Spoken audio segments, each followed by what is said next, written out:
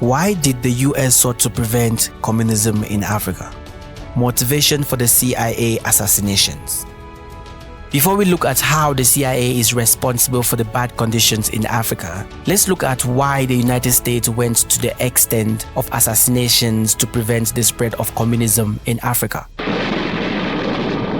The United States' efforts to prevent the spread of communism in Africa were primarily driven by the following factors.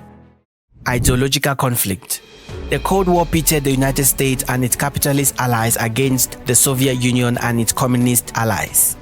This global ideological struggle led the US to view communism as a direct threat to its way of life and global influence. Basically, this was an ideological war, communism versus capitalism, with Africa inheriting most of the consequences. For those like me who do not know the difference, capitalism is an economic system which emphasizes private ownership of property and businesses, with the pursuit of profit as a primary motivator. It is rooted in individual liberty, free markets, and limited government intervention. Communism is a political and economic system that advocates for a classless society where the means of production are collectively owned and controlled by the state. It promises economic equality, social justice, and worker empowerment. In essence, the US saw communism as not just a rival economic system but as a fundamentally hostile ideology that posed a threat to its domestic order, economic prosperity, and global leadership. This perception drove much of US foreign policy during the Cold War, including its actions in Africa. Economic interests. The US sought to protect its economic interest in Africa, including access to natural resources and markets for its goods. Communism, with its emphasis on state control and potential nationalization of industries, was seen as a threat to these interests. I guess without cheap access to Africa's natural resources, this whole idea of capitalism would not work.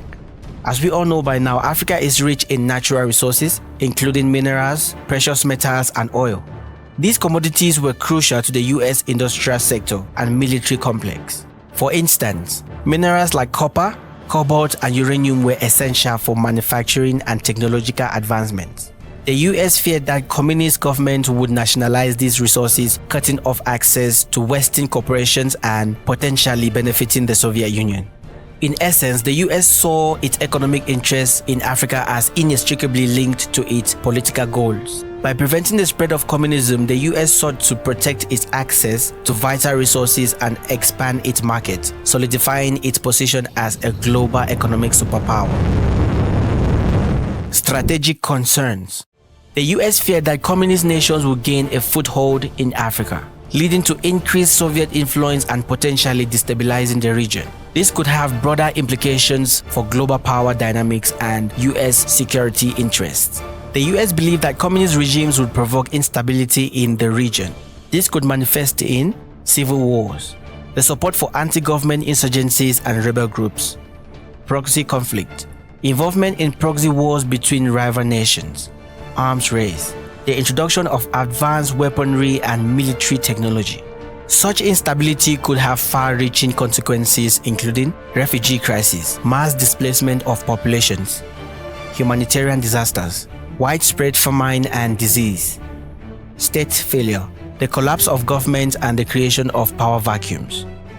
If you look at history today, you will find that the United States, with the help of the CIA, more than any communist country, is guilty of these things, causing civil wars, proxy conflict, arms race, refugee crisis, humanitarian disasters, state failures, which could be the reason why the United States is not a member of the ICC today, because of the many crimes against humanity it has committed around the world. But I digress. In essence, the US saw Africa as a strategic chessboard where every move mattered. Preventing communist expansion was crucial to maintaining US global hegemony and preventing a shift in the balance of power in favor of the Soviet Union. Domino theory. The US adhered to the domino theory, which proposed that if one country fell to communism, neighboring countries would inevitably follow. Therefore, to prevent a chain reaction, the US actively worked to contain communism wherever it emerged. and it all started in Africa in 1961 in the Democratic Republic of the Congo.